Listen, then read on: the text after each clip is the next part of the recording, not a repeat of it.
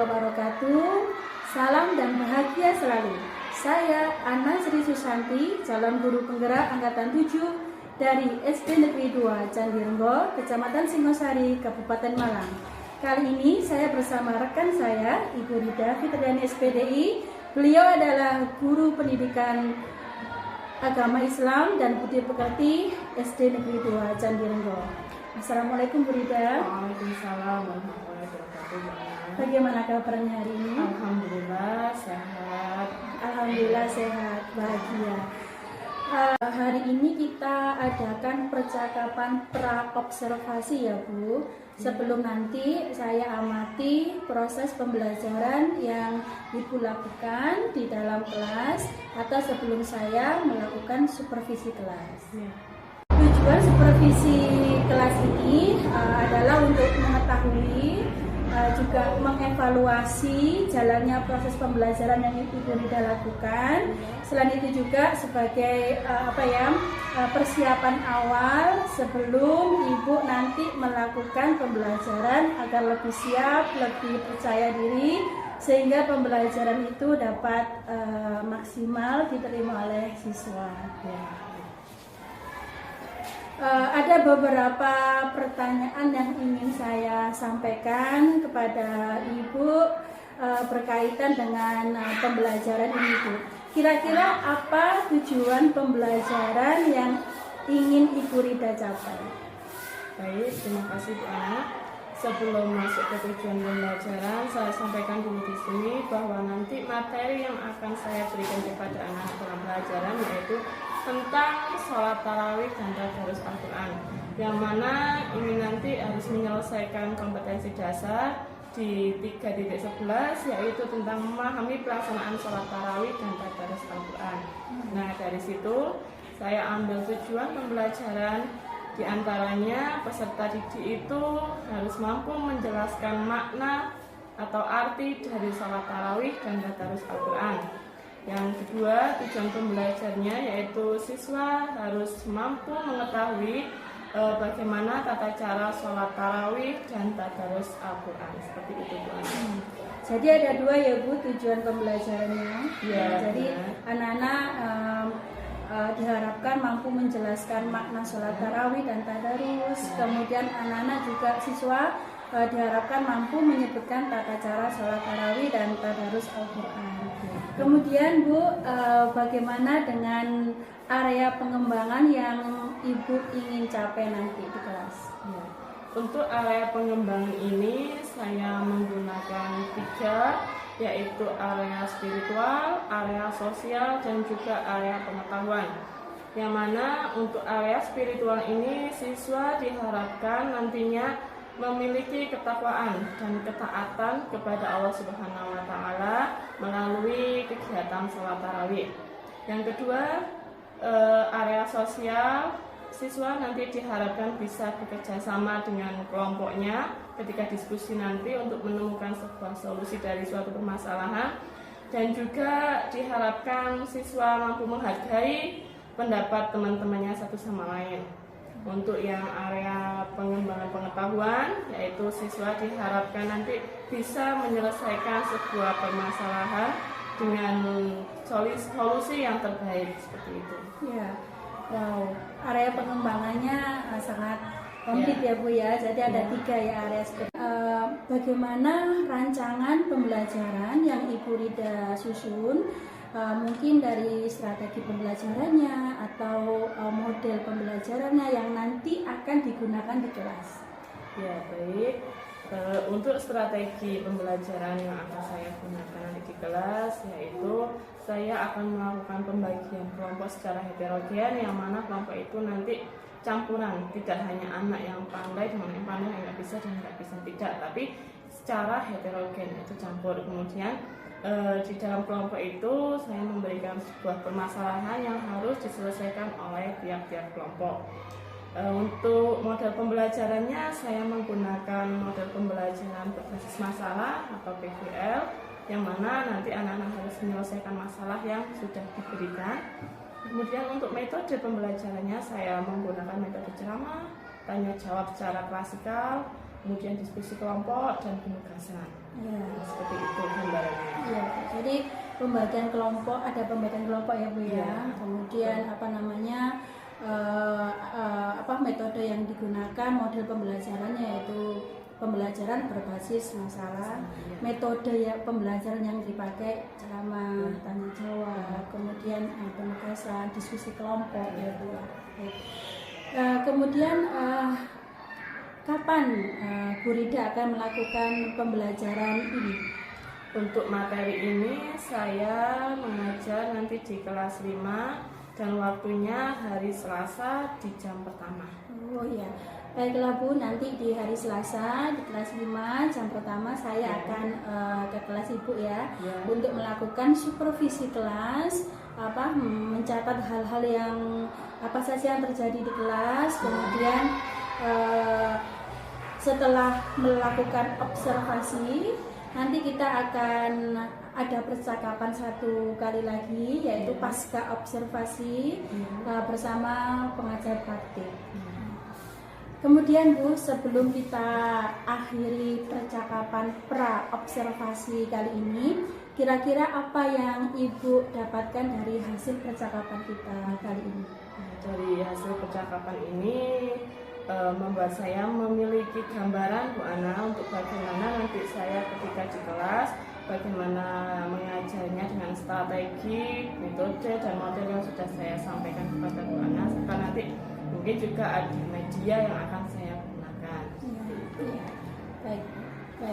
Terima kasih Bu Rida atas waktunya dalam percakapan pra observasi ini. Semoga bermanfaat bagi kita.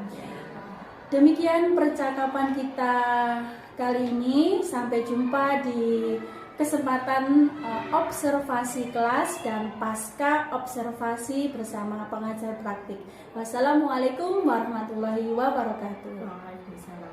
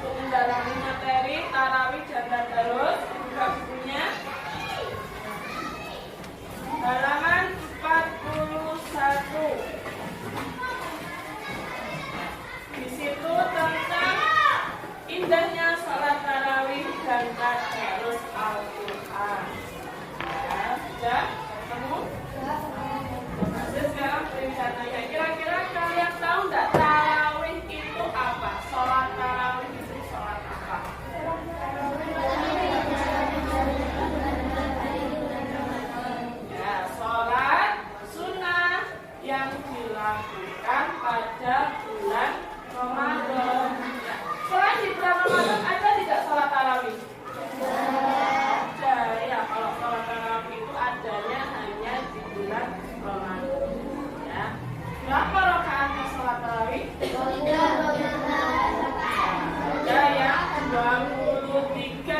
23 itu sudah ditambah dengan sholat witirnya. Kalau sholat tarawihnya berapa sebenarnya? 20.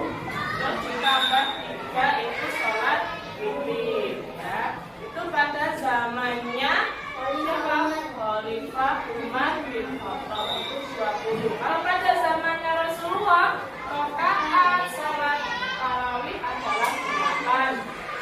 Ditambah dengan witir 3, berarti ada 11 ya. 8 rakaat sholat tarawih, 3 rakaat sholat witir. Nah, sholat tarawih sebaiknya dilakukan secara apa?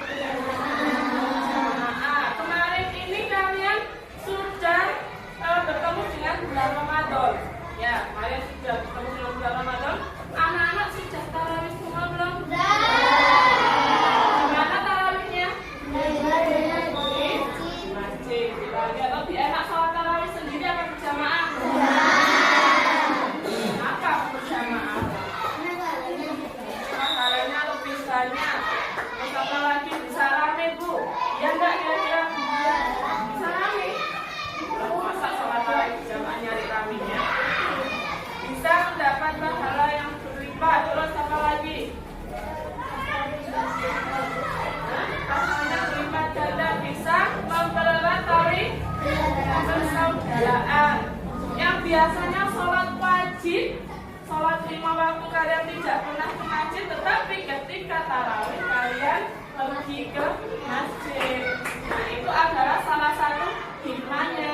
Ya, selama ini tidak pernah ke masjid, sholat wajib di rumah, tidak pernah ke masjid. Ada amalan sunnah apa saja selain tadi tarawih? Kemarin juga sudah dibahas tadarus. Ya, tadarus itu kira-kira beda nggak dengan kita kalau ngaji biasanya? Bedanya di mana?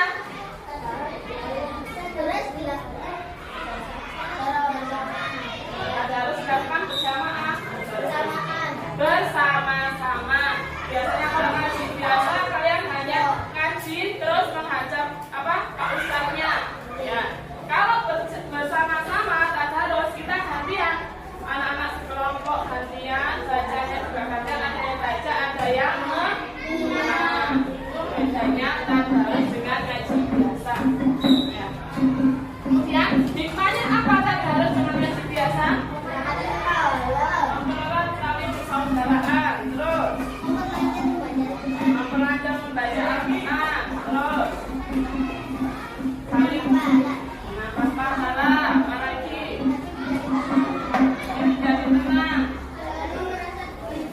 Nah, rasa dekat dengan Allah. Kemudian kita mempunyai rasa apa? Saling solidaritas dengan sesama teman. Baik anak-anak, sekarang sudah bagikan kelompok ya. Nanti anak-anak masuk ke kelompoknya masing-masing. Sudah bagi 6 kelompok. Kita lihatkan. Kelompok 1, Alia, Afika, Nusil, Alfenina, Eki, Rifki. Kelompok 1 nanti pindah di sini. Ya. Kelompok 2 sudah menemukan solusinya, menemukan jawabannya. Silakan langsung angkat tangan dan utarakan yang ada di sini. Ya, isinya serta jawabannya kami utarakan. Ya, paham dari situ? Baik, perwakilan dari setiap kelompok maju ke depan mengambil satu kartu. Satu aja, ya.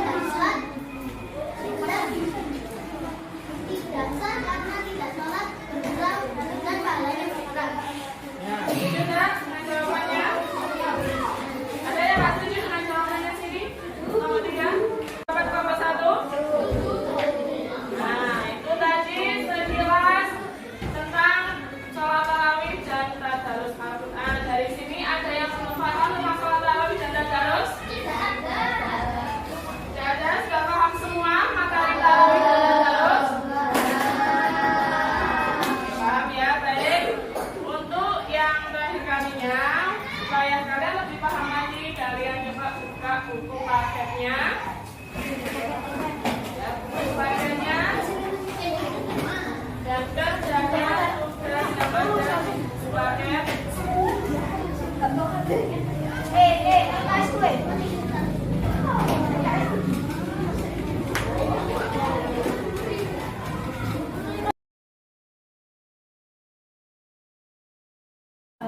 Saat ini kita di percakapan terakhir, yaitu percakapan pasca observasi kelas. Apa catatan Ibu saat setelah melaksanakan observasi kelas kemarin? Setelah saya melaksanakan observasi kelas kemarin yang diobservasi oleh anak, dalam pembelajaran siswa memiliki antusias yang sangat besar dalam pembelajaran materi yang telah saya sampaikan. Kemudian juga di situ dengan menggunakan metode diskusi. Alhamdulillah metode diskusi kemarin juga berjalan dengan lancar sesuai dengan rencana pembelajaran yang sudah saya siapkan. Kemudian lingkungan belajar juga aman, tidak ada kendala apapun, sehingga materi yang sudah saya persiapkan bisa tersampaikan dengan baik. Kemudian juga observasi kelas juga berjalan dengan lancar. Observasi dari anak kemarin berjalan sesuai dengan perencanaan yang saya siapkan dan juga sesuai dengan ketika pra observasi seperti itu, Bu. Jadi ada 3, Bu, ya, refleksi, observasi kemarin. Jadi anak-anak lebih antusias, kemudian Ibu mengajarnya juga lebih percaya diri, Ibu siap, anak-anak jadi tertarik gitu ya, Bu, ya. Waktu pun pas gitu, Bu, ya. Jadi semua kegiatan yang sudah ditulis di RPP itu bisa dilaksanakan. Kemudian pada saat kita melakukan percakapan mulai dari pra observasi, kemudian observasi kelas, adakah catatan penting yang Ibu ingin sampaikan?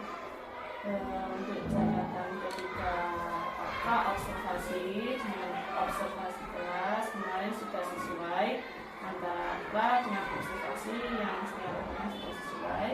Kemudian untuk tujuan pembelajarannya juga sudah tercapai dalam pembelajaran, dan di situ perasaan saya juga senang karena materi yang saya sampaikan bisa diterima anak-anak dengan baik.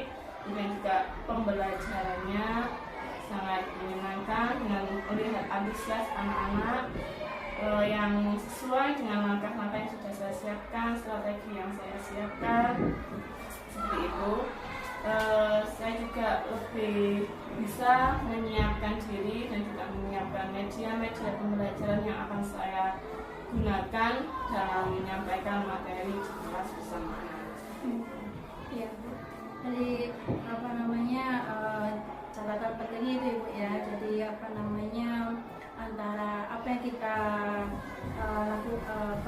lakukan di pra observasi dilaksanakan benar-benar pada saat observasi. Jadi memang sebelum kita melakukan pembelajaran perlu adanya kita persiapan, ya, Bu, ya.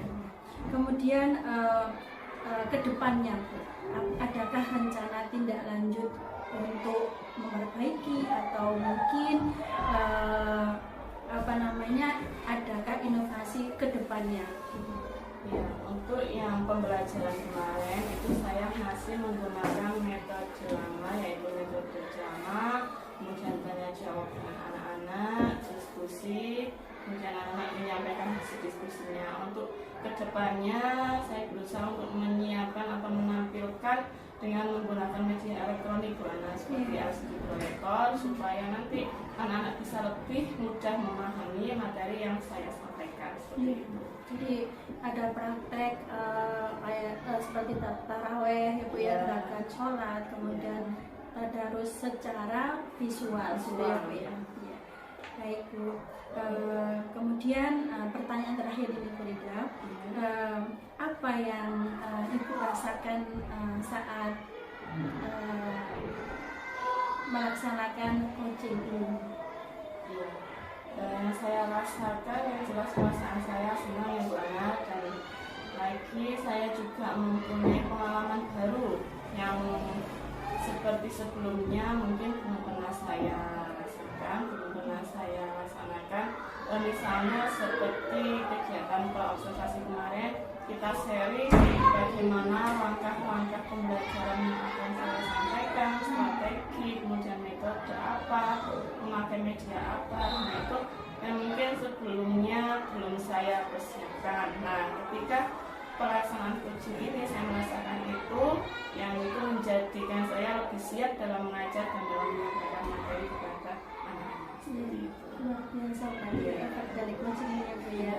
Jadi membuat kita lebih siap mengajar bertata. Kalau kita siap, anak-anak itu jadi perhatian, ada perhatian. Jadi belajarnya benar-benar manfaat. Baiklah Bu, terima kasih atas kerjasamanya selama ini, mulai dari pra, kemudian observasi, yang terakhir ini pasca observasi. Semoga kita bisa melakukan kewajiban kita dengan ikhlas dan mau belajar, karena kedepannya kita dituntut untuk selalu belajar, selalu berinovasi agar Indonesia maju pastinya itu ya, melalui pendidikan ini. Nah, demikian percakapan pasca observasi yang kami lakukan bersama Koci Ibu Ida dari LPP Ibu Mita Hujana. Wassalamualaikum warahmatullahi wabarakatuh.